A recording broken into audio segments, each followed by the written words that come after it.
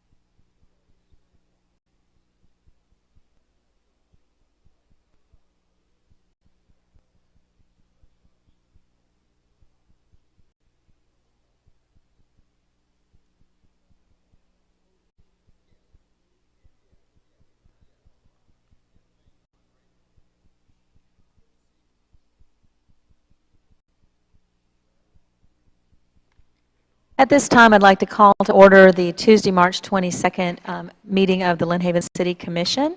And at this time, if you would stand for a prayer. And the pastor that I had invited was unable to be here tonight, so I'll just lead the prayer if you don't mind. Father, we come before you this evening with humbled hearts and also with heavy hearts for those in Brussels and in the country of Belgium and in the surrounding area for the tragedy that struck today. And we just pray that you would be with all of those families and all of the friends and relatives that are all scattered about the world. We thank you for the protection that was extended to some of the young Americans who were there, as well as some of the other young children. But at the same time, we know there were children lost today.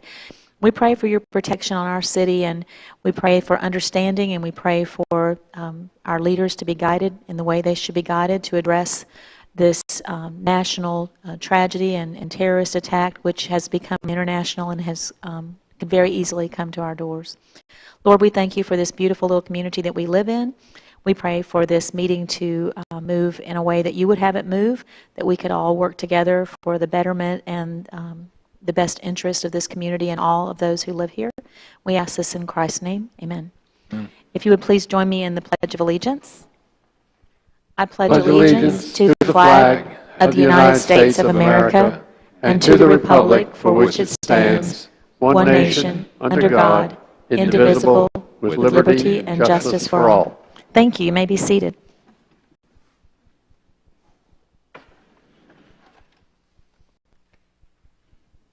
At this time, I have the mayor's report. If I can find where I put it. It disappeared. Here we go.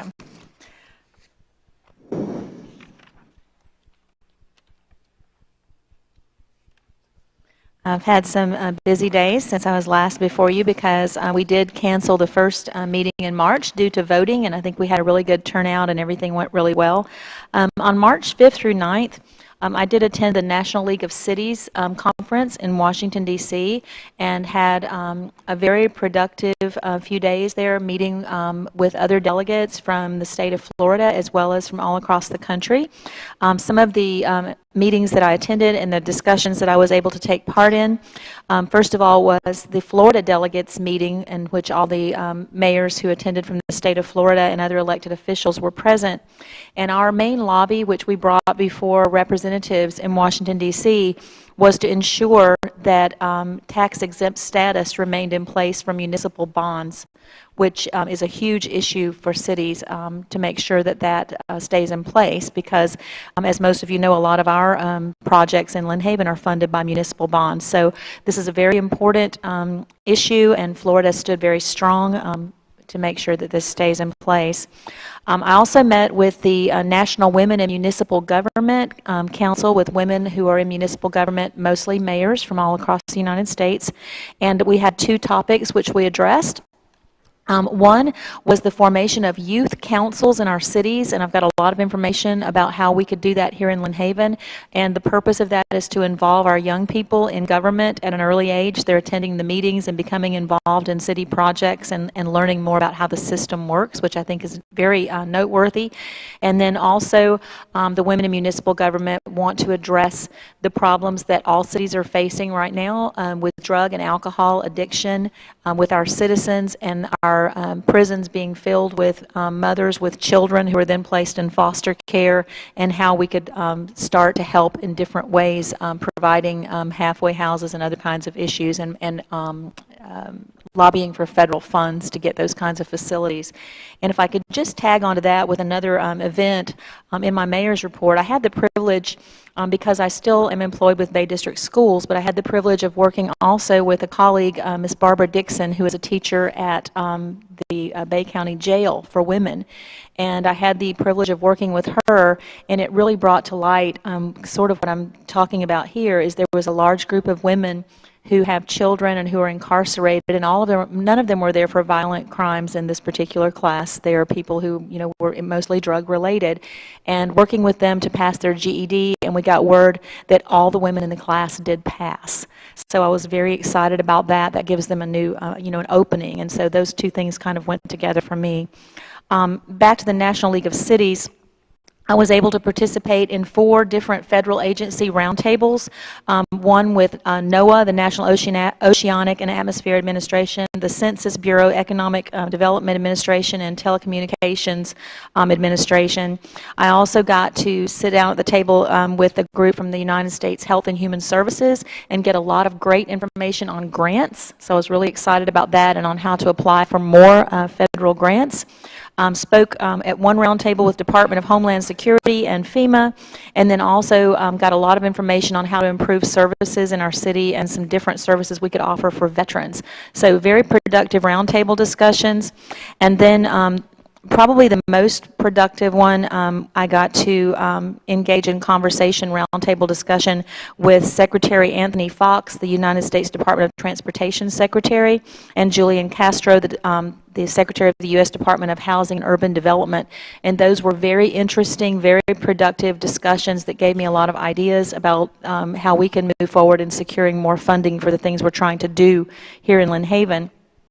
One of the other discussions that I was in was about water infrastructure and the regulations and financing and sustainability that's coming about because of, it's called many things in Florida. Some parties call it climate change, some call it water rise. Whatever it's called, we know that the water has risen across Monroe County already in Florida. And so there are a lot of regulations that are coming from federal management that we're going to have to address as we move forward with projects. So a lot of really great information. And then finally, I was appointed to the FAST Committee, which is the Federal Action Strike Team for Florida, and I'll be traveling back to Washington, D.C. in May for 2 days to lobby again on our specifically for Florida municipal funding for specific purposes, one of those still being on top of that bill about keeping tax-exempt municipal bonds. So it was a very productive meeting. And then when I came home, I have had a couple of great things. I got to attend the 10th anniversary of the Senior Citizen Center across the street last Friday, the 25th anniversary of Harvest Worship Center on Sunday, March the 13th. Bay County League of Cities quarterly meeting on Monday the 14th, and then today had the pleasure of meeting with city manager and the leisure services staff to talk about ideas for some of the new festivals that we talked about a couple of weeks ago when we met. And finally, I had a tour today of the progress on the 17th Street ditch from the contractor who's doing the work out there, and went all down into the back sides of that to see some of the issues that they're facing and some other clearing and cleaning that needs to be done as these permits are given to us. So it's been a very productive, very busy week, and I'm very happy to be the mayor, and hope you're still happy with me. And so this time I will turn it over to Commissioner Shad for his report. Excuse me. Last week I attended the 10th anniversary of the Senior Center. They had a celebration. The mayor was there, as was the city manager. And it was very, very nice. That's probably one of the nicer things that we have been able to do for the city in order to take care of our senior citizens, and they're most appreciative of that. Plus the fact that Beth Collette, who is the Director for Council on Aging, is a super person, and she really knows how to operate that center for us and does a tremendous job. I was also able to attend the 70th anniversary meeting of the Military Affairs Committee last week. The attendance was very, very good. What I guess got out of that most was, and I've noticed that since I have moved to Florida and particularly to the Lynn Haven area, is we have never had an incident, to my knowledge, in Bay County in our relationships with the military that was bad. Now, my dad was a career man, 42 years in the Navy. We traveled all over. I will guarantee you, because I have experienced it firsthand, there are a lot of communities that don't like the military and don't treat them very well. I mean, that's an absolute truth, because I've experienced it. This community is one of the most giving communities and one of the communities that supports the military about 140%. And don't think the military doesn't appreciate it. We have gone through 2 BRAC, that's base realignment and closing committees in Washington. And they tour the United States. They single out military installations that they feel can be closed. The BRAC committee that represented us has met with the military. We have not been threatened with closure. Each time we go through that exercise, we actually get more support from the military and additional assignment of the military to our areas. And the third thing it does, you look around our community, not just Lynn Haven, but Bay County, but primarily Lynn Haven. You look at the retired military that we have that live in our communities. And I'm talking from generals down to lieutenants, and sergeants, and corporals. They come here, they serve here, they know what they're treated, how they're treated, and they don't want to go home. They want to stay here. So that really is something that is very, very high on the list of good things that happen in our community. And I just want to personally thank all of the citizens, not just of our community, but in Bay County, for the way they respect and treat the military. And that concludes my report. Thank you. Commissioner Ashbrook? I don't really have a whole lot to add to what's been said. I did want to remind everyone that the second in the meetings that DOT is having in regards to Highway 390 is scheduled for the 5th of April. I do have the right place this time at the Lynn Haven Sports Complex. So this will be the second meeting. Many of you attended the one that was out at Lynn Haven United Methodist.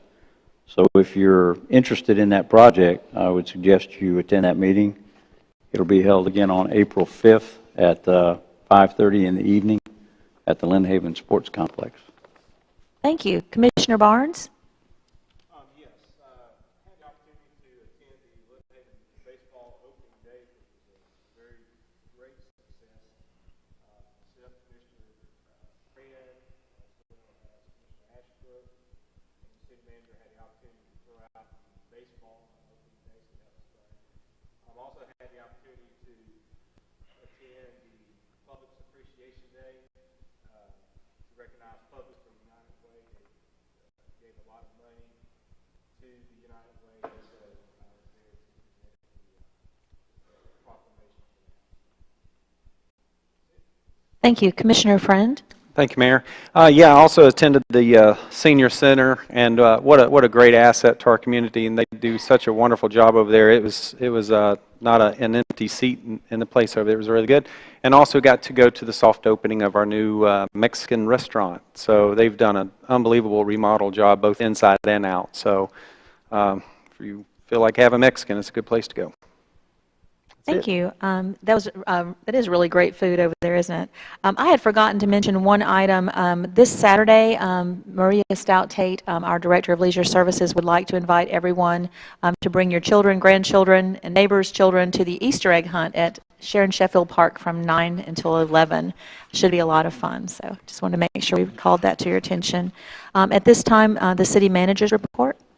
Thank you, Mayor. I've got a couple items. First, as far as code enforcement, I think we've made a lot of progress. There's still more progress to be made, but I wanted to remind folks that are interested, April 7th, a couple weeks from now, we're having a code enforcement hearing. And some of the properties I hear about the most are the most visible, obviously, but I want to remind folks that property owners get due process. Like government, there's some bureaucracy and time involved. There's a process involved, but some of the ones I get the most complaints on will be here in a couple of weeks, and within a month from there, hopefully, we'll get those resolved. So I wanted to mention that, and then also I've received actually the commission. I received several kudos on the police, and the police department. I wanted to mention this, and we'll probably put this out on the website and social media. But backgroundchecks.org puts out a list annually naming the 50 most safest cities in the state of Florida, and Lynn Haven made the list at 46.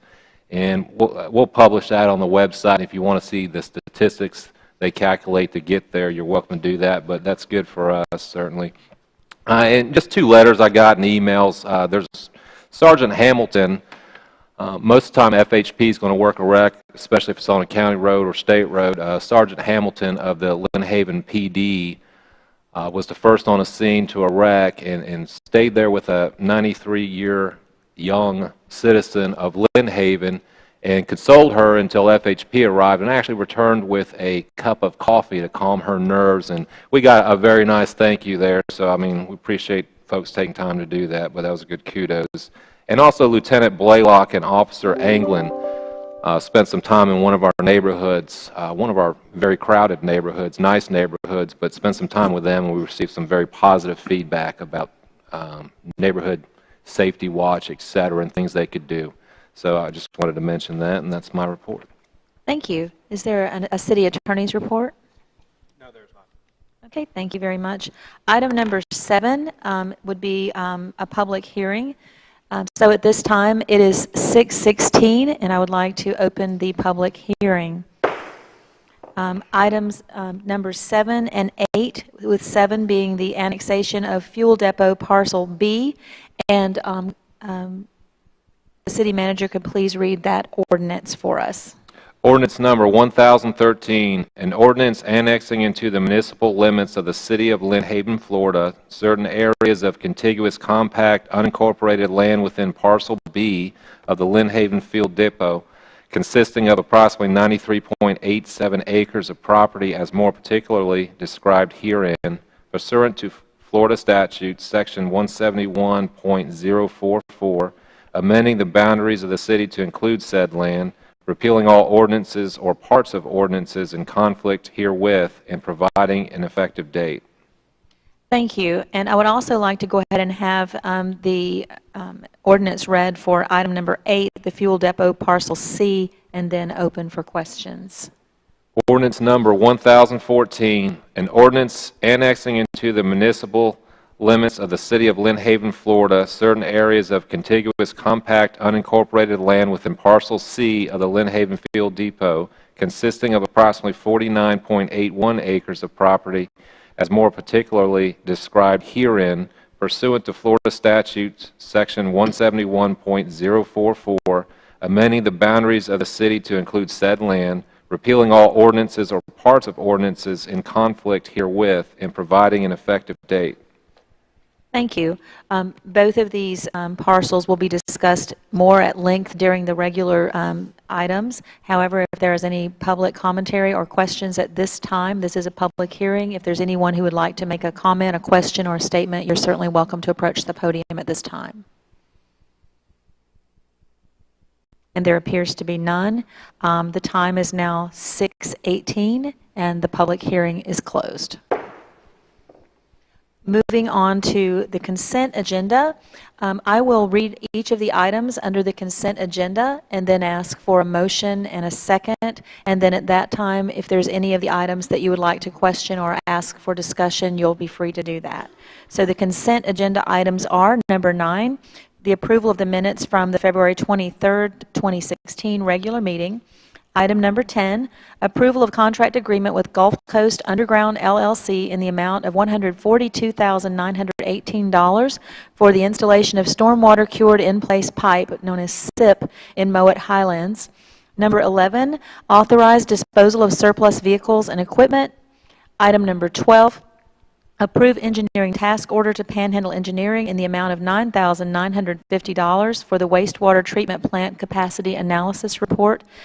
Item number 13, approve contract with Lane Christensen Company in the amount of $42,865 for the conversion of well number 5 from oil to water lube system. Item number 14, approve amendment number 1, one-year renewal option to the pest control service agreement with Florida Pest Control and Chemical Company. And item number 15, approve memorandum of agreement with Gulf Coast Children's Advocacy Center Sexual Assault Program. At this time, is there a motion for acceptance of these items? So moved. Second. There's a motion and a second. Are there any questions or discussion from the board on any of these items?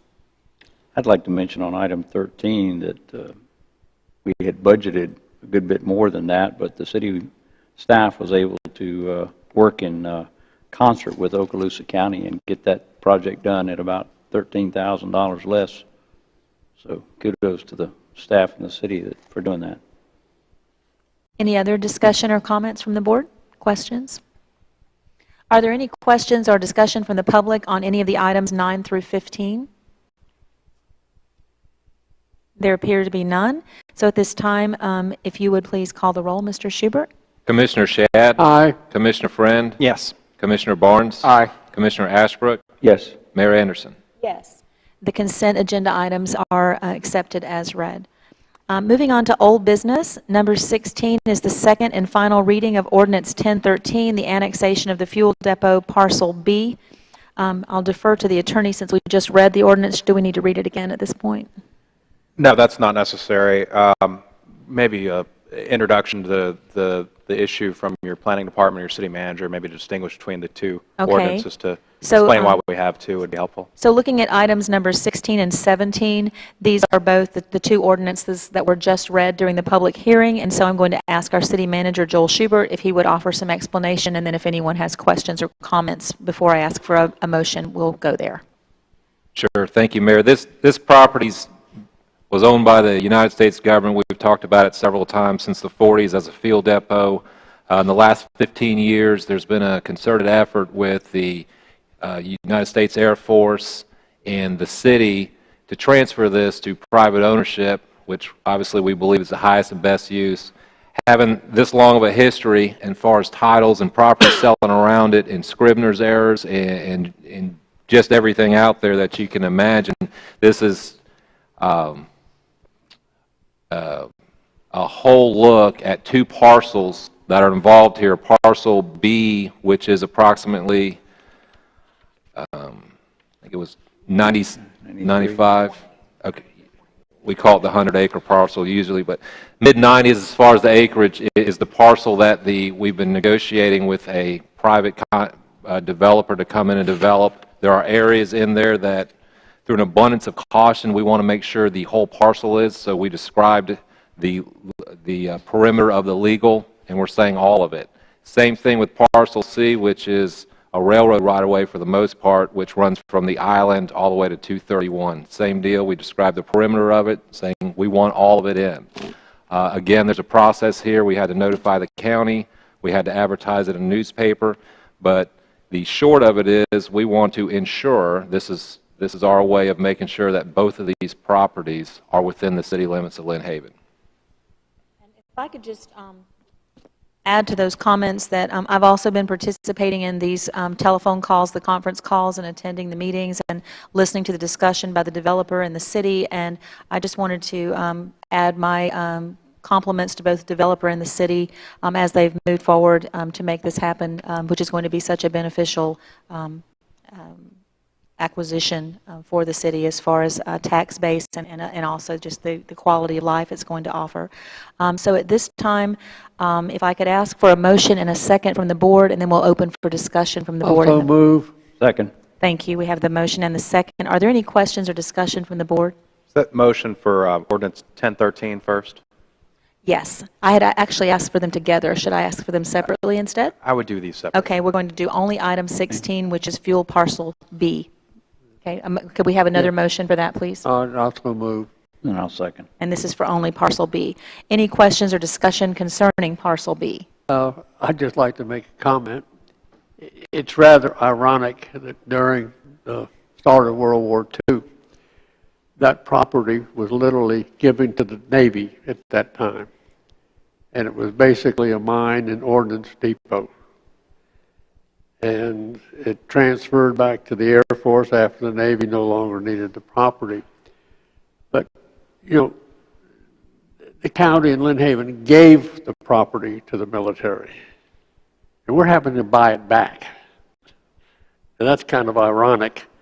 It's saying you give the government the property that they needed with no questions asked, not trying to get any money from it. And then after they have absolutely no use for it, you have to buy it back. It just irritates me, I'll be honest.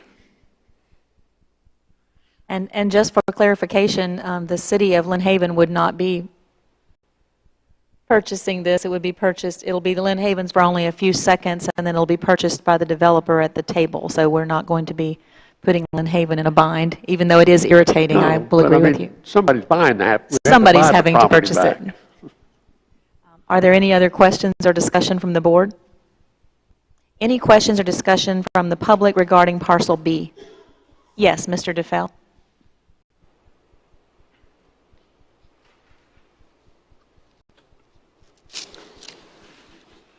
Virgil DeFell, 1009 Colorado Avenue, Lynn Haven, Florida. I'm surprised that we don't have a diagram of B and C that we can see there. And we actually do have one. I'm not sure why it's not up, so. Thank you. If you'll give her just a moment. Also, that I have been here in Lynn Haven since 1990, watched those parcels, and through the years, the debates, discussions, all that. So my question, Mayor and City Manager and whomever here, we can't predict for sure, but I see this as a positive to our tax base, to the future use of it, et cetera, et cetera. And I don't, from the board members apparently, that we feel that way, and I just think this is one more situation where it's win-win for Lynn Haven. Thank you. Thank you. Are there other comments or questions regarding parcel B, item number 16? Okay, there appear to be none. At this time, Mr. Schubert, would you please call the roll for the acceptance of the second and final reading of ordinance 1013? Commissioner Shad? Aye. Commissioner Friend? Yes. Commissioner Barnes? Aye. Commissioner Ashbrook? Yes. Mayor Anderson? Yes. Moving on to item number 17. Excuse me? Normally, yes, but if that's your normal procedure, that's There you fine. go. Item number 17 is the second and final reading of ordinance 1014, and we've already read that ordinance for the annexation of Fuel Depot Parcel C. So if there is a motion for acceptance for item number 17. Move approval. Second. Thank you. There's been a motion, a second. Any questions or discussion from the board? Just to mention, they've got parcel B up here. Parcel B is that traditional island piece, the one that has the majority of the value. It's got waterfront. Just to the direct east, you'll see parcel A, which is 40 acres. That, by the way, as you know, Commissioner Shad, the U.S. government has seen fit to deed that to FSU, Florida State University. And then parcel C, of course, is that railroad right-of-way that goes from the island all the way to 231, weaves through our city, and there has been a lot of discussion about a rails-to-trails application there. Okay. Are there any questions or discussion from the board regarding parcel C? Yes, Mayor, if you don't mind. Very excited here to do this. This is one of the steps that we'll be taking for the Rails for Trails. And also just wanted to mention real quick that myself and the city engineer is really taking a hold of this project and going out there and trying to get us some funding. So some of that funding will come through the Sun Trails funding. He's already done a lot of groundwork on that. So this is just one of the steps that we needed to take in order to get that done. Awesome news. Any other comments or questions from the board? Anyone from the public have a question regarding parcel C, item number 17? Yes, sir. Mr. Walker.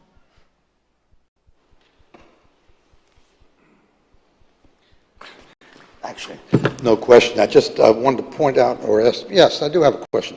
Parcel C will not be given to the developers. That will belong to the city. Is that correct? That total parcel C will belong to the city. The understanding, Yes. okay, so the legal, yes. It will be city property. Okay. Yeah, because parcel B is not going to be, for a few seconds, it will be the city. That's why I hesitated. Yeah. But parcel C will not be for a few seconds, will be for eternity, and will not increase any tax revenue to the city. Yes, Mr. Parker. Harold Parker, Lynn Haven. I was just wondering if there You could give us the street address, Mr. Parker. yes, sorry. 702 Missouri Avenue. Thank you. Are there any other plans besides rails and trails for parcel C? And to my knowledge, there are not. Mr. Schubert? Certainly, we'll look at it for any utilities that we can look at, from stormwater to anything else that we can look at to better serve Lynn Haven as far as utilities as well. Would it have You said anything to do with the ingress and egress of the planned development? I missed the last part. Ingress and egress of what? A road to get into and out of the planned development? Yes, I should mention south of 390 is where we're going to, the trail's going to be everywhere, but there is a planned boulevard north of 390. Okay, thank you. And if I could comment, these plans are also available online for public perusal, most of the parcels for the fuel depot. Yes. And if you have, other questions and need to see actual diagrams, they can be acquired. So. Local paper has also published their actual plan, which included that boulevard as well. Are there other questions or concerns? Okay, at this time, if we could have the calling of the roll, Mr. Schubert. Commissioner Friend? Yes. Commissioner Barnes? Aye. Commissioner Ashbrook? Yes. Commissioner Shad? Aye. Mayor Anderson? Yes.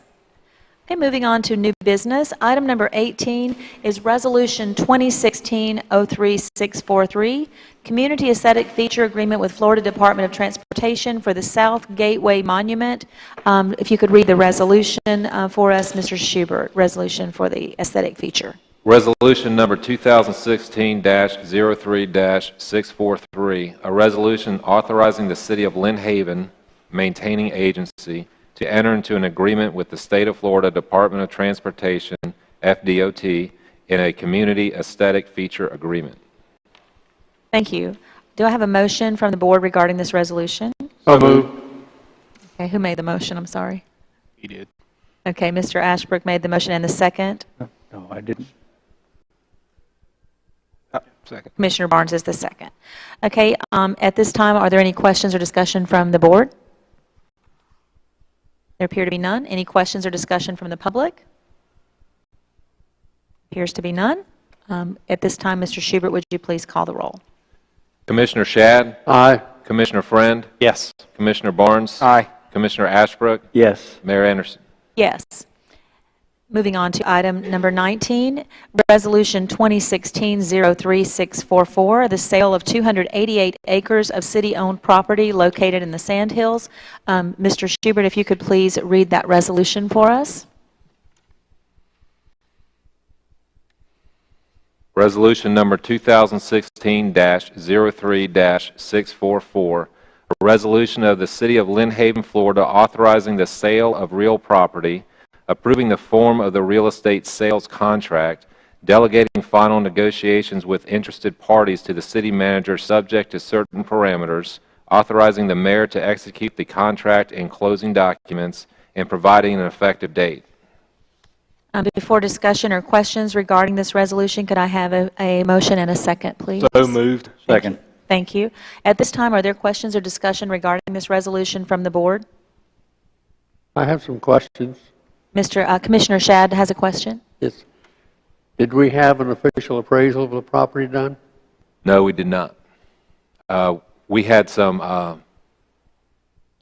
I engaged an appraiser to provide comparable sales, which we did analyze, myself and staff, but we also relied on the bidding process. Did you compare the amount per acre against what we originally paid for the property? Yes. 28 years ago, and it's difficult, you're looking at kind of apples and oranges, and if I could just briefly go over the property, is that okay? I don't know if you can see it, but it's a 640-acre parcel, 1 square mile. It was purchased back in 1988 for $1.21 million. 1,127,200 to be precise. That translates into $1,761 per acre. Now that does include, if you just, excuse me, I'm going to get up. The eastern portion of this section of land is what we're looking at in considering surplus land. For the last 28 years, the city has literally done nothing to this. There are mature timber, there's mature timber up there, and if I'm being forthcoming, we don't even have a management plan really. It's never been harvested. That timber is at least 28 years old, depending on when it was planted before then. But that diagram right there represents the eastern portion of what we're considering surplus property because we don't feel like the city has a use for it. Again, it was purchased 28 years ago, and that line is approximate because in the middle, and it's bifurcated by these wetlands. The wetlands are approximately 160 acres. If you could go back, please, Ian.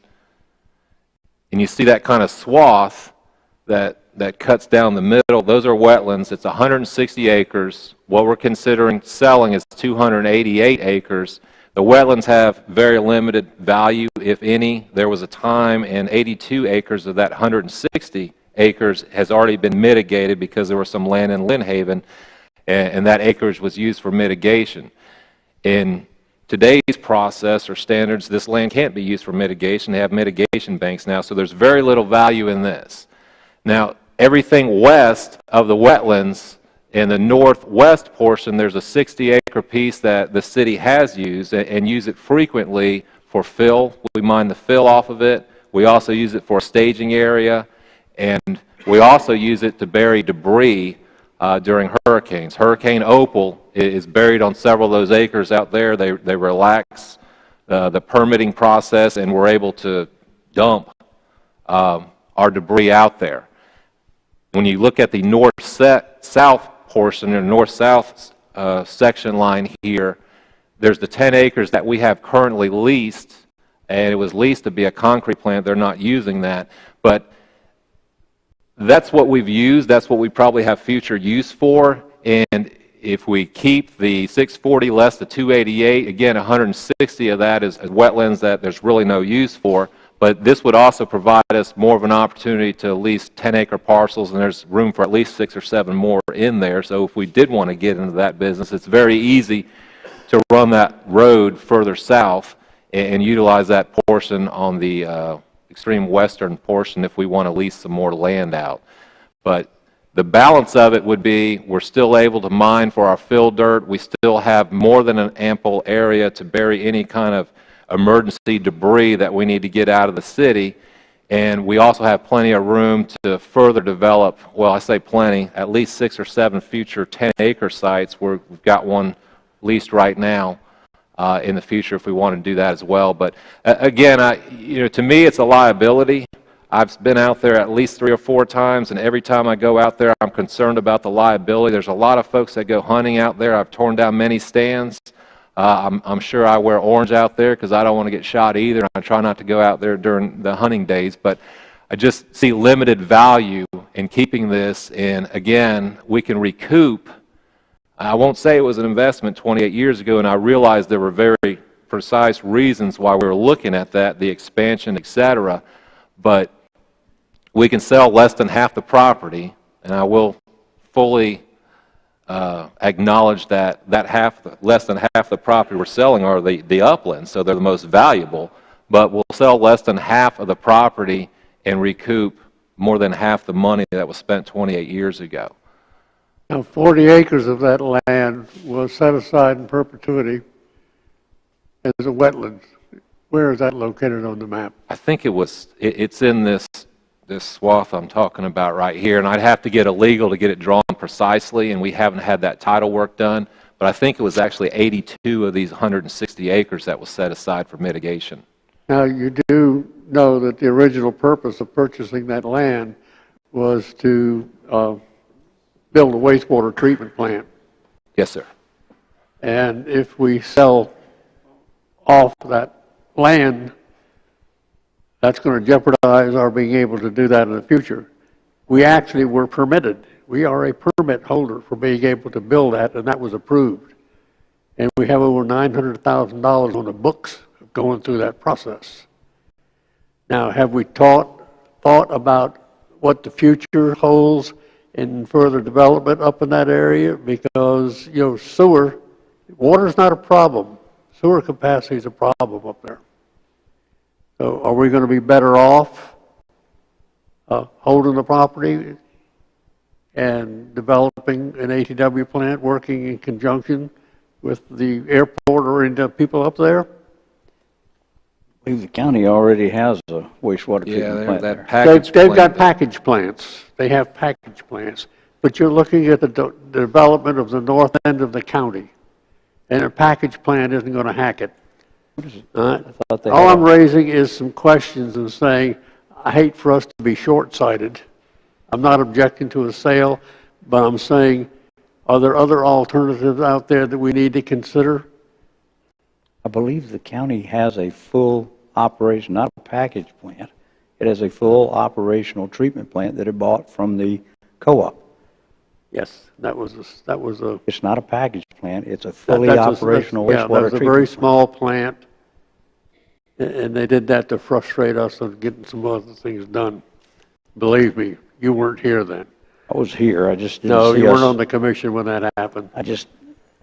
I'd certainly defer to the commission, whatever that vision is. I don't see, at least maybe not even in my son's generation, seeing the need for this, and certainly there's other alternatives to spray fields as well. But I think if and when we expanded that far north, I think other options would be available. Would we still have enough room for establishing an industrial park? There's 122 acres in that portion I'm talking about on the western side, that's south of the 10 acres we already lease. Just because of the configuration of it, at least on paper, when you're looking at the geometry of it, I can see at least 6 or 7 more parcels that we could rent if we're looking at 10-acre, 15-acre parcels. Do we have any idea what the purchaser is going to do with that 233 acres? Well, he's here. Well, I mean, the high bid's here. He can tell you himself, but my understanding is a C&D. Is who? Construction and I'd like development? Construction and debris. I'd like to see if there's any other comments or questions from the board, and then offer up to the public, and then since we do have the purchaser present, he could answer any questions that Mr. Shad had, if that's acceptable. Is that acceptable to everyone? Well, I'm finished with most of my comments. Pardon me? I'm finished with most of my comments at this time. Does anyone else on the board have a question or comment about this parcel? Yes, I do, because I was here whenever it was purchased. And don't even want to go that route, but we've had it for 20-something years, and we're not going to do anything with it. I mean, we've had it. We thought we were going to do something with it, and, you know, after 28 years, and it's just been sitting there, I'm all in agreement, at least get some of our money back that we spent on it. I mean, back in '88, $1 million, as it is today, was a lot of money, and we haven't recouped one dime of it since we purchased that property. So I'm all in favor of selling those acres, because we've had it for this length of time, and nothing has occurred. And I think we probably have plenty of land up there to put a water treatment plant. So I think we're going to be okay with that. It's already permitted. Well, the permitting, whatever money we had invested in permitting is now gone. Oh, yeah, that's gone. Permits no longer valid. Yeah, I mean, that's been gone a long time ago. Right. So. Any other concerns or questions from the board? I don't want the people to misunderstand saying I'm against the sale. We have the responsibility of due diligence when something like this comes up. And I think it behooves us as a sitting commission to look at some of these as opportunities, to look at some of it as saying, potentially, is there future use of that property that's more advantageous for us, you know, to hold on to it for a while and do it. Like I say, I'm not against the sale per se, but I want to make sure that we have enough of a discussion that we don't overlook something, because once it's sold and gone, it's done. Thank you, Commissioner Shad. Are there any comments or questions from the public? Mr. DeFell?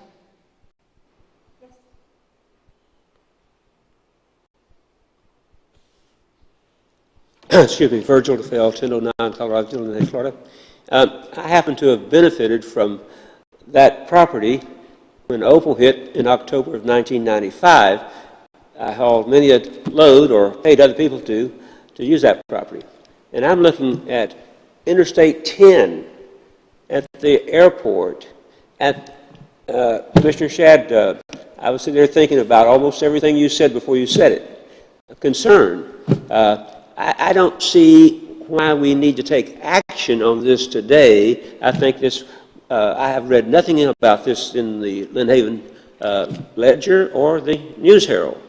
You know, something of this magnitude, I would hope that we might, that you and the commissioners and the mayor might table this, or at least take no action on this until we have more, as Commissioner said and Commissioner said, information. So I don't have a vote, but as a citizen, I'm opposed to doing this now. Thank you. Well, your comments is certainly appreciated, Mr. DeFell. I would point out that although there may not have been a story in the newspaper concerning the property, there were information has been available through the City Hall and online concerning the sale. So, I mean, it didn't just happen today. So it has been available to the public. So I just wanted to point that out. Mr. Walker? Rich Walker, 1106 Michigan Avenue. This has been on the burner for a long time. The original concept is exactly right, Mr. Shad. That was going to be a water sewer plant. It also was going to, and was, I think we extended our service area out to that area for a dispersal of reuse water to alleviate some of the difficulty with some of that water. That plan never came about also. But I did take, not exception, but we did receive money. That's been rented out for 10 years. So we're getting something out of it. I remember Mr. Shad said something about increasing the rent to try and get more revenue out of that area too. It was supposed to be used for that, a sewer plant. And Mr. Shad is correct. The Southport sewer area has been turned over to Bay County. However, 80 people signed up, and they're going to be spending a lot of money to join that system, which is kind of a package system. So I think Virgil is correct, Mr. Shad is correct. You better take a good look at it for the future, because that's where everything's going to be going. And that permit did lapse, but you can get that back very quickly. So that make it a very valuable piece of property for later on. I think Mr. Virgil is correct. You better take a good look at this. Thank you, Mr. Walker, for your comments. Are there any other questions or comments from the public? Are there any other comments or questions from the public regarding the sale of this property, item number 19 on the agenda? Can I just make one? Oh, I'm sorry. Yeah. I have one last question. If Mr. Finch develops in housing, for example, is the income from that, as far as the taxes go, does that come to Lynn Haven? No, it's not in the city of Lynn Haven now anyway. Can I call on Mr. Finch to come to the podium, and maybe you could answer Commissioner Shad's questions? Thank you. Yeah, James Finch, 410 East 2nd Street. The property up there is, was 25 or 30 years ago going to be a sewer plant for the city of Lynn Haven if they could not discharge in the St. Andrews Bay. DEP give them a discharge in the St. Andrews Bay, and they run the line out there by the paper mill, and they discharge the fluid from the city of Lynn Haven about the paper mill now. And that was going to be a wetland discharge through those wetlands. And so when they did that, the city didn't need it. And between the 28 years when they bought it and now, the county give REA, which is the co-op, the ability to put a sewer plant and the water system up in north part of the county. So REA built a plant, and they had $18–20 million in the plant. They couldn't get enough people to hook onto it and to pay for the plant, so they said, hey, man, we need to give this good deal back to the county. So the county took the good deal, which happens to be a bad deal. So you've got a $18 million sewer plant up there and a water distribution system that the county bought back for $29 million 3 years ago. And they've not got enough people in Southport to hook on to the system to even start it up. So they're trying now to get some affluent from Gulf Power out there to start it. The people in Southport really wants to stay on their septic tanks and they want to be left alone. As far as the city of Lynn Haven taking over the sewer system in Southport, probably won't ever happen. And the best thing the county could do would hopefully St. Joe buy that plan up there and maybe develop all the property that they own up there is the only way that the county is going to be able to come out. I approached the city about buying the property, which I don't want to develop it as far as a C&D because all the adjacent property around there is for land mining and C&D, construction debris. And so the housing is not real valuable around there by those dump trucks and garbage trucks. Mm-hmm. And so I approached the city. The city advertised 4 or 5 times in the News Herald over a period of a month or so. And we had bids on it. And I was a successful bidder. And hopefully, you know, I can buy the thing from the city and pay the city and go from there. But I don't think that the land use is going to be good for the city to try and sell a sewer plant in Southport because there's already one there. It's not a package plant. It's an $18 million plant. And it's not AWT, but it's secondary. It's not a primary plant. It's a secondary plant. And but it's a long way from developing up there, and it's something I don't think the city should be even thinking about going up there because in the sandhills up there, unlike the city of Lynn Haven, when you put sewer in, you won't hook a guy up that's every 150 foot going down that road. They got 10 acres, 20 acres, and it might be a mile before the next customer. And that's really, really bad. And that's the problem the county's having up there now. But I want to use it for construction debris and land mining, just like the adjacent property is around there. It's not developing or, you know, whatever. That's what I want to do. Good. Thank you. So are you bidding on buying it? Are you bidding on buying it? I bid on it. Mr. DeFell, if you could direct questions to the commission and not to other members of the audience. Thank you. Any other questions or comments? Okay, at this time, I'd like to call for a vote. Mr. Schubert? Commissioner Barnes? Aye. Commissioner Ashbrook? Yes. Commissioner Shad? Aye. Commissioner Friend? Yes. Mayor Anderson? Yes. So item number 19 is passed. Moving to item number 20, discussion and possible action regarding approval of minor subdivision, 15th Street and Arkansas Avenue, Bruce Bush, MS-16-1. Do we have any staff report on this item, Mr. Schubert? Yes, Ms. Richard is here.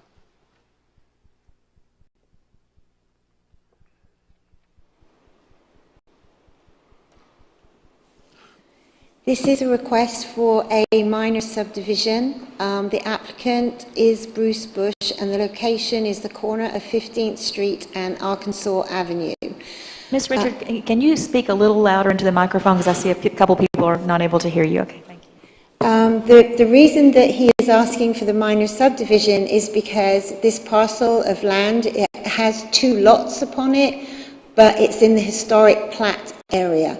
And in the historic plat area, if you remember, if you have low density residential land use property, then the frontage has to be at least 75 foot wide and each lot has to be 7,500 square feet to be a buildable lot. And what the applicant would like to do is to reconfigure the lots so that he has 2 which are 75 foot by 100 feet. But in order to do this, this shows where the lot is located. This is an aerial, it's a vacant parcel. And this shows the lot. So you can see, and it's the one outlined in red, that the 2 lots are running west-east. And so on Arkansas, he only has 50 foot. He doesn't have the 75 feet that he needs. So if he can cut that down north-south through the middle, like this, then he can meet that requirement of two 75 feet wide lots, which will be on 15th Street. Thank you. Are there any questions from the board? Do I have a motion for approval of item number 20? So moved. A second. Thank you. There's been a motion and a second. Are there any questions from the public regarding item number 20? There appears to be none. Mr. Schubert, would you please call the roll? Commissioner Shad? Aye. Commissioner Friend? Yes. Commissioner Barnes? Aye. Commissioner Ashbrook? Yes. Mayor Anderson? Yes. So item number 20 has been approved. Item number 21 is the discussion and possible action regarding approval of minor subdivision Hope Properties of Bay County LLC, Texas Avenue and 14th Street, MS-16-2. Ms. Richard, you have a report on this one as well. Yes, this is a similar situation. The applicant in this case is Hope Properties of Bay County. The location is on the corner of the northwest corner of Texas Avenue and 14th Street. And at the moment, he has two 50 by 100 feet lots in the historic plat area, which run west-east and facing Texas Avenue. And what the applicant would like is to be able to create two 75 by 100 feet lots going north-south to face 14th Street, so he can have two buildable lots. And again, this shows the outline of the location on Texas and 14th. This aerial shows a house on there which has now been demolished. That one there showed the lots which are running west-east, and this is the reconfiguration. So he'd have the 75-foot lots facing 15th Street. Okay, thank you. Are there any questions or discussion from the board? Is there a motion for approval? So moved. A second? Second. Are there any questions or discussion from the public? There appears to be none. Mr. Schubert, would you please call the roll? Commissioner Shad? Aye. Commissioner Friend? Yes. Commissioner Barnes? Aye. Commissioner Ashbrook? Yes. Mayor Anderson? Yes. So item number 21 is approved. At this time, we move to item number 22, which is public commentary. At this time, if there's anyone in the audience who would like to speak on any topic, you're certainly free to approach the podium.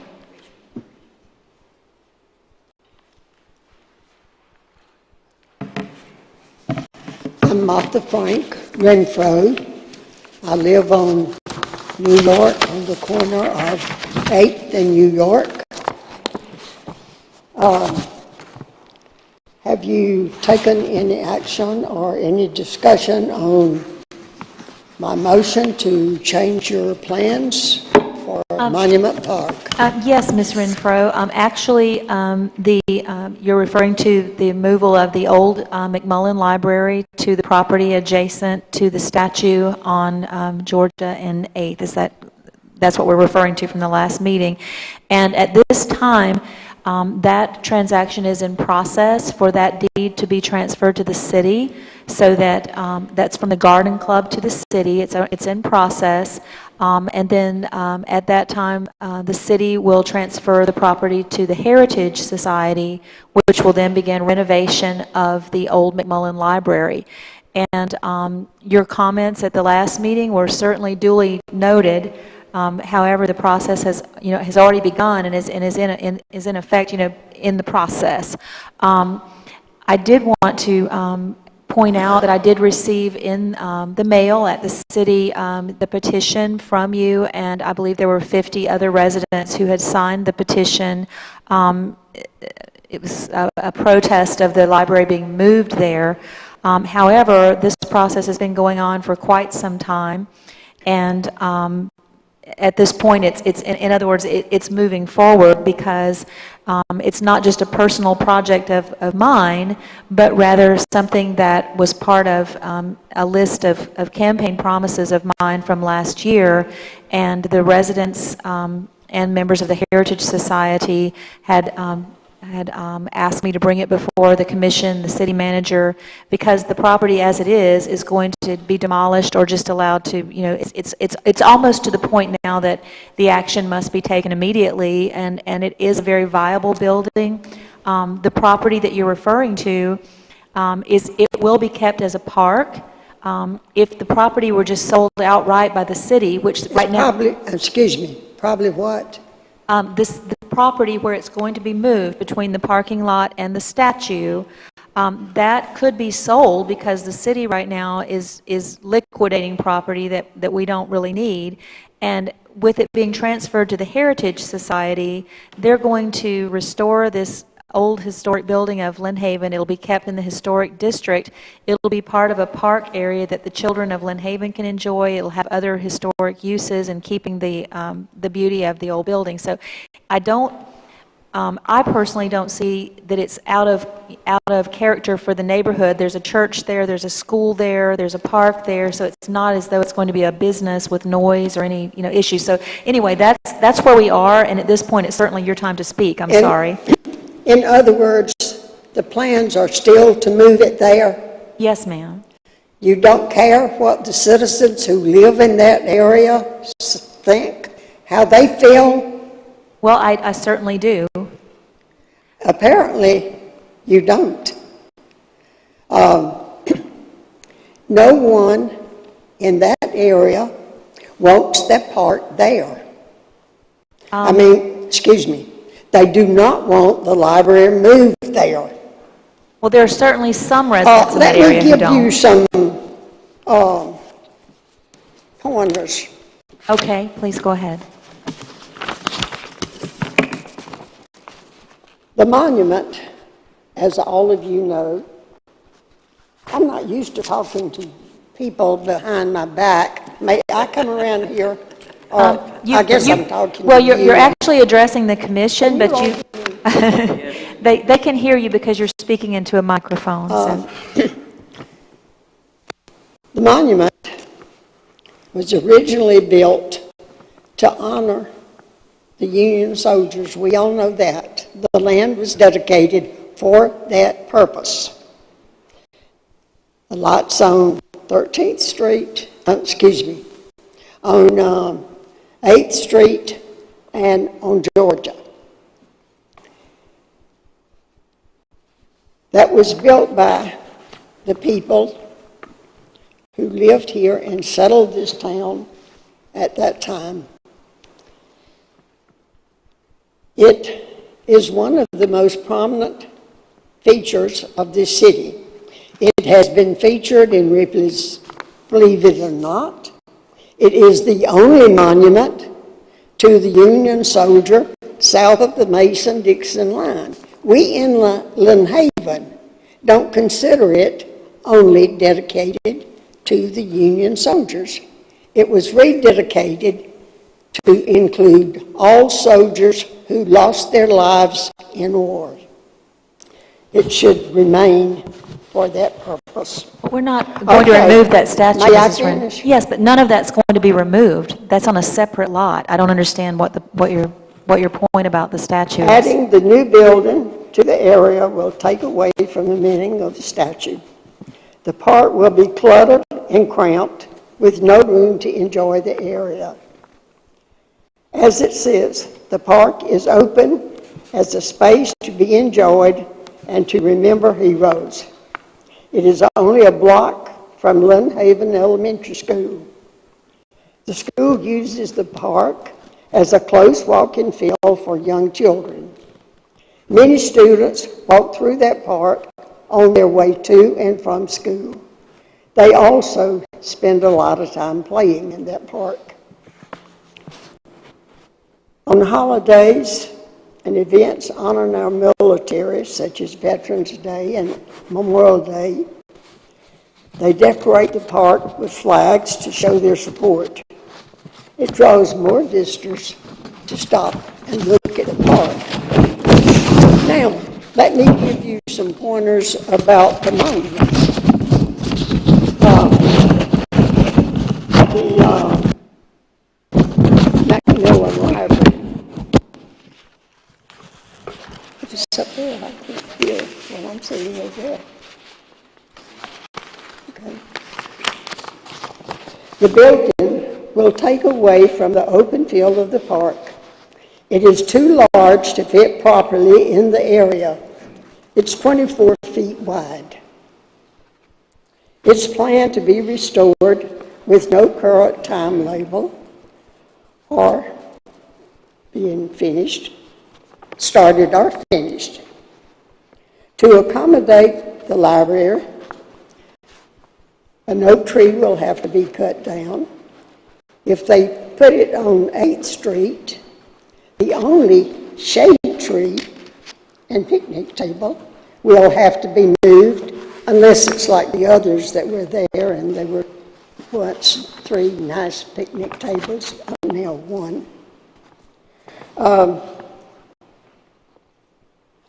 The flagpole might have to be moved. I'm sorry, I missed the last thing you said. The what would have to be moved? I beg pardon? Hear the last comment you made, I'm sorry. I said if the flagpole was put the there, flagpole, okay. the only shade tree in that area, that little oak tree, will have to be cut down. Also, some of the crepe myrtle. Look at the structure. Take a good look. It looks like it might collapse at any minute. It will attract rodents and vermin to the area, which we don't have now. Many parents will not let their children walk around the building. They're not going to want their children playing in the park while that building is being renovated.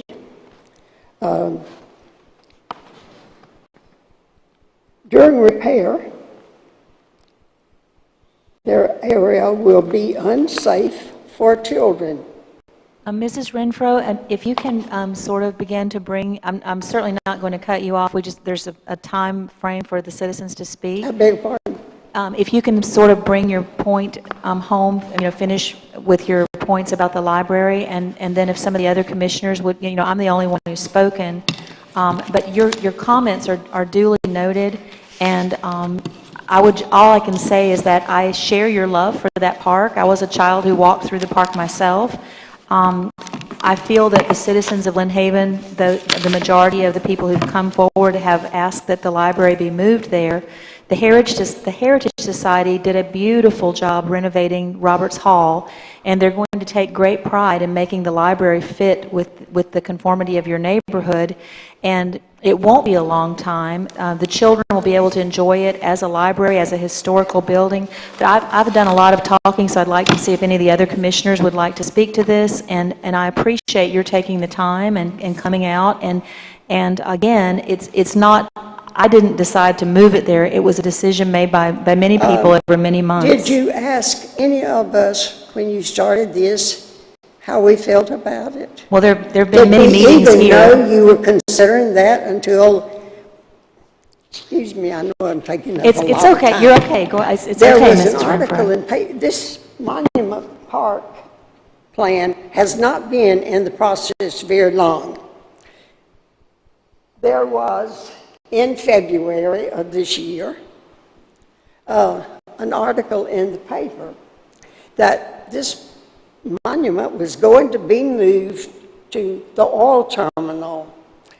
They had a place set aside for it. The monument's not going to be moved, Mrs. Renfro. I beg pardon? The monument's not going to be touched. This is a separate lot that it will be on.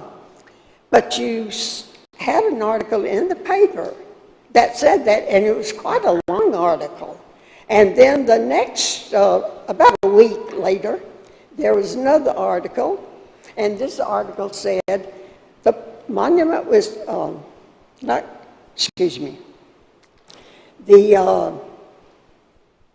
library was going to be moved over on the west side of town to the new park that you were building. That was a consideration. And then a few days later, in a little space about like this, there was an article in the paper that you probably wouldn't even notice, setting it straight. The Macmillan Library will not be moved to the park on the west, on the bay. It will be moved to Monument Park on 8th Street. Mrs. Thank Renfro, you for your time. thank you for coming out, Mrs. Renfro. And if you'd like to come in sometime to City Hall and discuss further. I'm still waiting for your call. Mr. Walker? Mayor, just while Sure, I'm Mr. sorry. Walker's coming up, I'd just like to make a comment that we did receive those petitions. They were contributed, I think, to everyone. So I just wanted to let everyone know that I am going to at least get out there and next couple of weeks and try to approach the people that signed it. And I did go out there. I looked at the area. Just from what I can tell, not a surveyor, not any kind of construction. It looks like there is enough room, but I think we can't ignore the petitions. So I'm going to go out and knock on some doors and try to get some comments. And I agree, and I've been in the process of writing letters as well, so yes. Mr. Walker? Rich Walker, 1106 Michigan Avenue, Project Officer, McMullen Library renovation. There's a lot of misconceptions about this. I'm sorry that the city does not, and the citizens do not understand. This project has been underway for 6 years. Been due notification of every inch of the project to the citizens of this town. It's a pity that attention was not diverted to that. We at the Heritage Group understand all the ramifications of this. You must keep in mind that on that piece of property, which is privately owned and will be continued to be privately owned, if the transfer goes through. Back when the statue was put there, there was a building there called Stanton Hall, twice the size of what the library is. Mr. now. Walker, if you'll address the commission, please. Well, I know, but... I understand. Thank you. The building was there for many years and was sold. If you'd like to see a picture of it, it is in the young lady's church. Sits right behind where she sits at church, and she will see the building, Stanton Hall, as it was. The library is half the size of that. So just with that alone, we have taken, again, most consideration to the citizens of this town, the statute, and the history. And that's why the ultimate decision was one of the 3 locations to move it was there. And yes, she's correct. It was going to go down to the fuel depot. But the Heritage Committee took a look at that and figured it would be out of sight, out of mind, and out of the historical area. That's why we decided to move it to the piece of property that's owned by the Garden Club at this present time. Thank you. Thank you, Mr. Walker. Are there, Mrs. Renfro, if you don't mind, I was going to see if there's anyone... One more moment, sure. 53 people who live on 5 blocks on New York, 4 blocks on Georgia, and 1 block down in front of the school. That's the only 2 blocks or 2 streets that I have gotten signatures from. 53 residents. Mrs. Renfro, I respectfully ask... They don't want it. Don't you listen to what the citizens want? Yes, ma'am. And I respectfully... It might be a good idea. I respectfully would say Commissioner Friend has said that he's going to be doing some visiting to all those who signed the petition, and I also have begun the process of contacting everyone through letter, and I believe, as Mr. Walker pointed out, this is privately owned. It's not owned by the city. It's a privately owned lot, and that's where they plan to renovate this building. So I would love, if you would like to come by the office or set up an appointment, we could talk further. And your comments and your passion about the issue are much appreciated, and thank you so much for coming this evening. And we will certainly be talking to all the residents in that area as we proceed with the project. Thank you so much. Is there anyone else who would like to make a comment? Or yes, sir. Come Mayor, Not about that. could I make a comment? Sure. Go ahead. Just real quick, and I think it was, I'd like to take credit for it, but I think it's probably a good idea. One, I think the commission, just from what I've, individual conversations. They're very concerned about the petition, but I'm here to tell you I've had enough experience in this city for the last 2 years that had we kept to the fuel depot property, I can promise you there'd be another petition with perhaps many more signatures on it. So I mean, they certainly are listening to their constituents. As far as, I want to clear up, there's a misperception about the size that I talked to several of the church members about. While the libraries say 24, 25 feet wide, that lot's actually 50 feet wide. So there's going to be some room on either side of it. I'd also like, as Mr. Walker stated, they've had this in the works for several years. They probably have a timetable. I know they have certain reserves and partners in the community that are willing to donate. So I think they could probably clarify the timetable if that's a concern. But I think perhaps maybe, whether it was a formal workshop or not, perhaps that the city, in conjunction with maybe with the Heritage Society, could go out there and put down corners of where that building was located, and perhaps even have maybe a workshop on site one afternoon where you could see the picture of the old building that was there. And it is much bigger, and the architecture actually looks like the library, but it's twice the size. You could see where the actual footprint's going to be there. If there's concessions we can make for the vegetation, for the nice azaleas, for a tree, whatever, we can take a look at that. We can have that discussion. Hopefully the Heritage Society, if they agree, could have members on site and could answer questions about timetable. But, you know, I mean, the city would certainly be willing to work with them and actually show the corners of the building to the best of our ability. We're not surveyors either, but perhaps that could help maybe allay some of the concerns of those 50-some people. This gentleman in the back had a comment to make, and I'll come back to you. Now, mine's not about that. I'm different issue. Okay. Joe Bullock, 3250 Country Club Drive. Drainage issue in my yard. Give you a little history.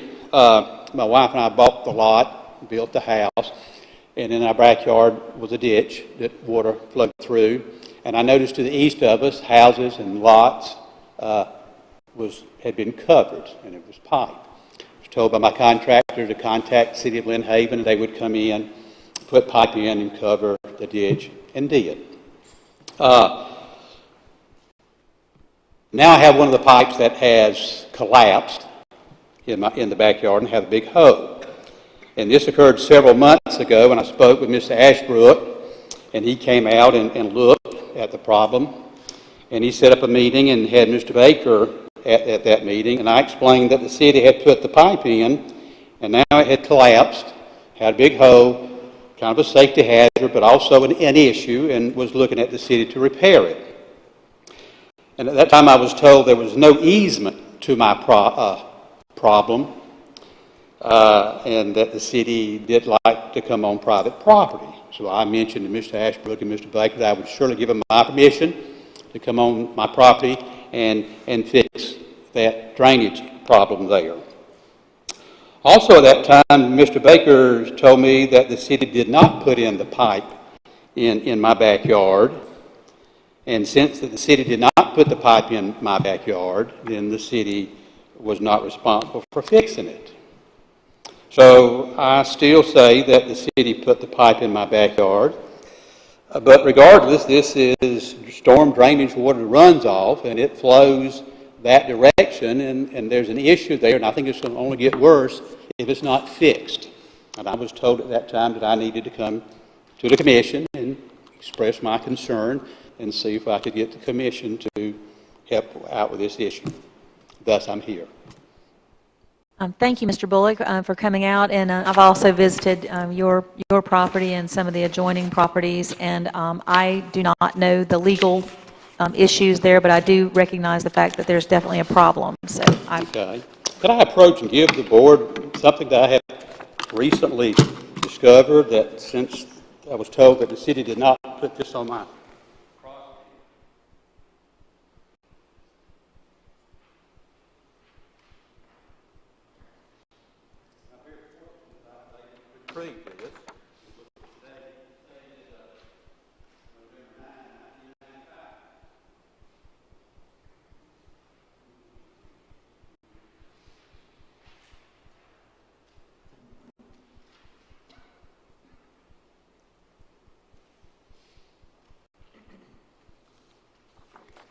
And you can see the date there. I made a little note that I paid for it on 12/24/1995. It was check number 93. And if you notice at the bottom, I'm certainly not accustomed to writing checks, and especially at that time for $1,400. So I wrote it out there because I only had one check in my pocket. So when I went to do it to the city, I would do it correctly. So to answer Mr. Baker, who said the city did not do this, the city did do this. This is the same pipe in question? Yes, I sir. mean, we do a lot of driveway pipes, so this Yes, is... sir, this is the same pipe. I have, okay.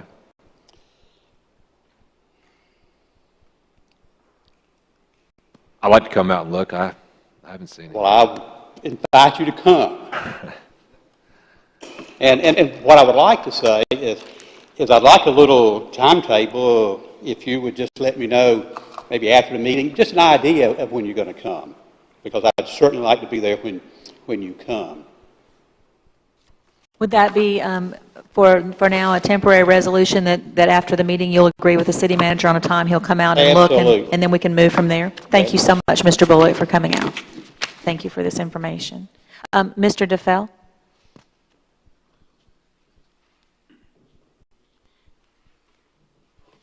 Virgil DeFell, 1009 Colorado.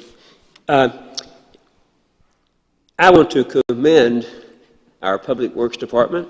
Today's News Herald has quite an article about Springfield and the mayor and the commissioners' dissatisfaction with some of the private contractors, business, all that.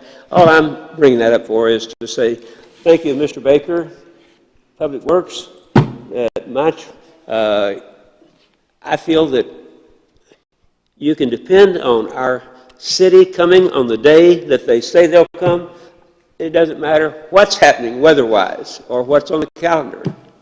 And I, for one, very much appreciate that. Occasionally I have some yard debris or whatever, and the notice we had about, using the green cans only for that. I mean, I think that's appropriate. So that's one comment. Also, the leisure services. There have been so many, from my point of view, additional parking, security. In fact, I was just there over the weekend and noticed this, now you have a way to secure the sports complex with the gate, that rolls out from the main entrance and then one in the back, and moving the recycling area, all those things. So I want to commend on all those improvements, but throw in a quick caveat. It may not look like it watch me walk up here, but I'm ready to play tennis again. There's no tennis court in the city of Lynn Haven that's suitable except for the high school, the courts. So I see that occasionally mentioned, and I just want to put a plug in to let's have a tennis court that people like me or people much younger than me can play on safely without it being the same surface as a street. And Mayor, keep up writing in the Lynn Haven Ledger. Thank you. Appreciate that, Mr. DeFell. Are there any other comments or questions from the public this evening? Yes, sir. Please come forward.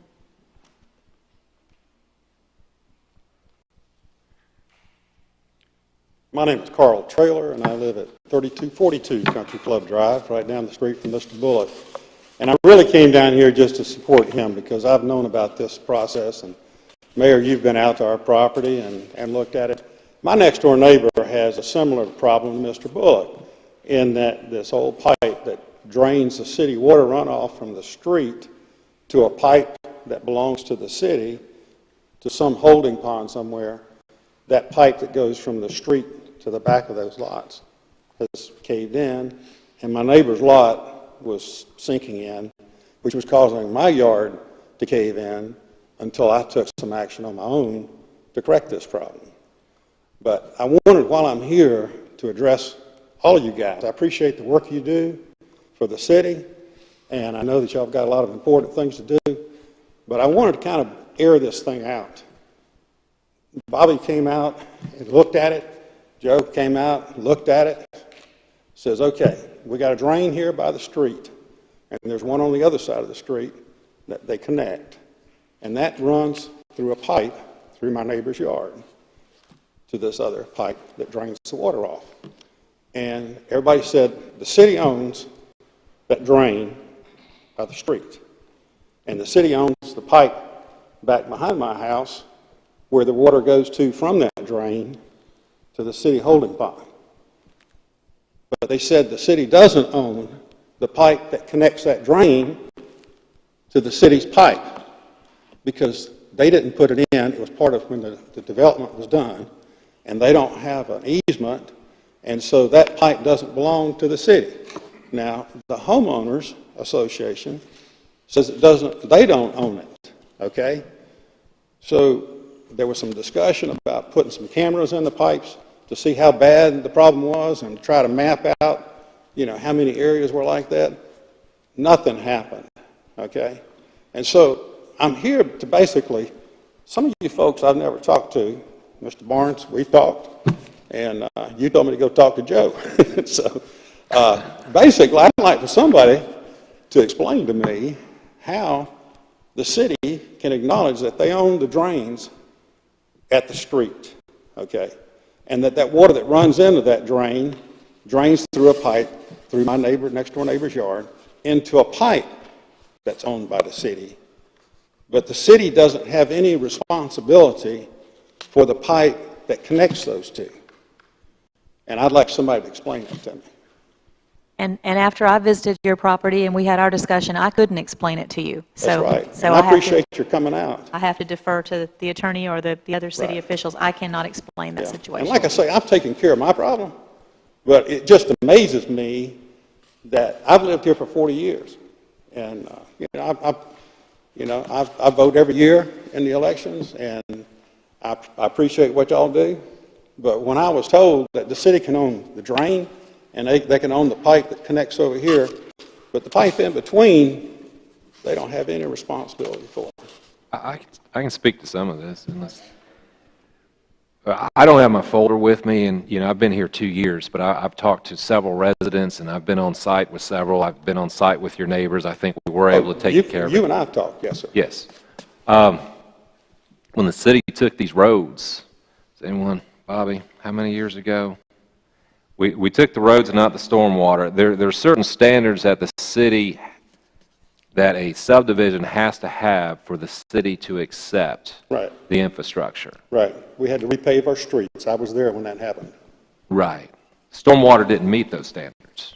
For some of the, I haven't seen anything. Excuse me. Go ahead. Some of the very same reasons you're citing, some of those pipes, it just didn't meet those standards. The city never took the stormwater. Is that correct, Bobby?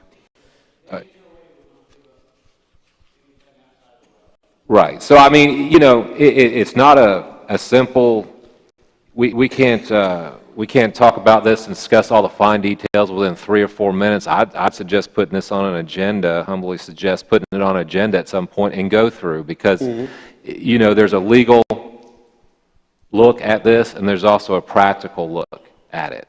And you're bringing the practical side. We can certainly speak to the legal side in detail and explain to you why and what the city is legally required to do, and then you can petition the commission to see if they'll do more.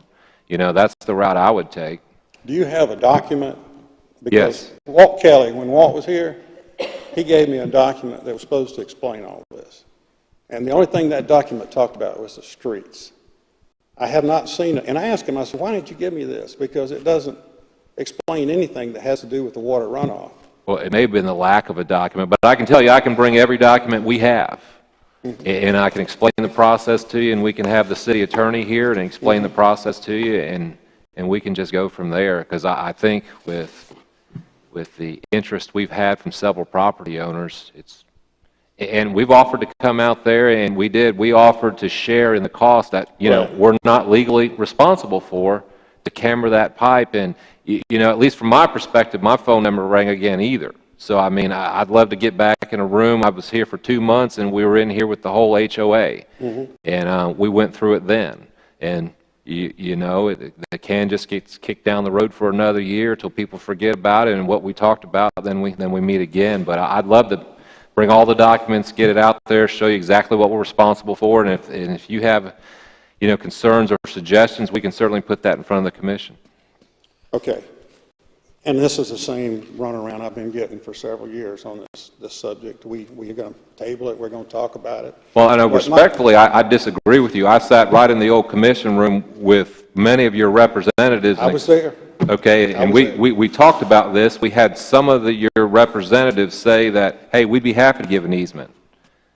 But that's not all of them. I mean, again, it's not a simple problem. You've got folks with pools that would be on an easement. You've got fences that need to be moved. It's not just, we might be able to fix that no problem, but to treat everyone fairly, we're going to have, you can't move a swimming pool. Well, Joel, I agree with what you said, that the Country Club Homeowner Association chairman said they would share the cost of putting the cameras in there. Right. And then they reneged on that. And Correct. That just didn't happen. But my question is, does the city of Lynn Haven need those drains on the streets to work, to take the water from the street away so it doesn't flood the neighborhood? Well, Bobby can speak to that. I know we went out there and meticulously mapped the stormwater out there. We identified each one. Okay, we talked about that. Oh yeah, Ronnie of the Streets Department did that. I mean, the easy fixes, the ones that we could do with relatively little cost and effort, we were out there doing that. We're not required to do that. I mean, it's a practical standpoint. Yeah, we want to help our constituents. Well, I've seen the drains out there that have been a problem for several years. Just recently, in the last month, I saw somebody out there working on one of those drains. And you guys admitted that was your responsibility, was a drain, and it still took over a year to get somebody out there to work on the drain. I'm trying to get you to work on a pipe that you say you don't even own. But my question is, and I'll let y'all alone, okay? You guys, if you need the water to drain off the streets, and those drains that the city owns take that water off the street, then you need those pipes, okay? Whether you legally accepted ownership of those pipes when the country club turned it over to the city, that's for lawyers to discuss, okay? But the bottom line is, do you need for the water to drain off the streets? And that's why you've got the drains there. Well, if you need that, you need the pipes, okay? I don't need the pipe. Okay? It doesn't do me any good. As far as I'm concerned, we could pour concrete in that pipe. But we discussed that, and you said that would probably not be a good idea. Fortunately, it was not on my property, so I didn't do it. I didn't have an issue with it. You might have an issue with some other state agencies, but, I think the price that was contemplated for the city to take over those streets did not include taking over the stormwater because it wasn't at those specs. Had that been considered, that price would have been a lot more. And the very first meeting I had with you all, I offered to petition, I put that right back in the budget and give you that money back because obviously it's a bigger burden and like was mentioned earlier, I mean, we've got to consider the needs of the whole city. So, I mean, to come in there and redo a whole stormwater, hey, I'm not against it, but, we got to look at it in the budget. You got to look at legally what we're required to do, and you got to weigh that against the needs of the entire city. And like I said earlier, and I'll just say this and I'll leave you alone, I have not seen a document yet that said when the city took over the streets that they denied taking over the water runoff drainage system. Right. So Mr. Traylor, that's just your word. would you wish to have a meeting and try to get the documents together and have another meeting and just see where everybody is? And I would. Would that be something you'd be amenable to? Sure, and I'd like to, whatever representatives you can for the whole homeowners association, I think that would be great. Okay. Rather than, not that your perception is wrong, and I'm not saying that, but I mean, have a representative folks out there that could perhaps speak for the whole HOA, because if we start talking about cost to redo portions of the stormwater or all the stormwater, I think... I don't personally know of other people that have this problem, but if they don't have the problem, it's just a matter of time. Well... And they will. Well, let's meet and we'll document. We'll both agree that, this is what was said, this is what was decided, these are what the options are, and we can put whatever we need to in front of the commission, and, so we don't have to talk about this every year. I agree with that. Who's going to initiate this meeting? I can call you. Okay. And I will contact the Homeowner Association and try to get them to get the information if anyone else has a problem. Sure thing. Okay, so if you'll let me know and I'll work on the other side of it. Thank you. Thank you so much for coming. Does anyone else have an issue or discussion point this evening? Okay, thank you everyone for coming. This meeting is now adjourned.